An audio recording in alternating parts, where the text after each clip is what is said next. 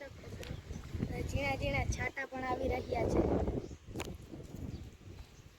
અને પવન પણ સાથે આવી રહ્યો છે તમે પણ જોઈ શકો ધોધમાર વરસાદ વરસી રહ્યો મિત્રો અમારો લીમડો પડી ગયો છે પવનના કારણે અને મેં પણ આવી રહ્યો છે હેલો મિત્રો તો હવે મિલે જઈ રહ્યા છીએ મોટરસાઇકલ લેવા હેલો મિત્રો તો અમે મિલે પહોંચી ગયા છે મોટરસાઇકલ લેવા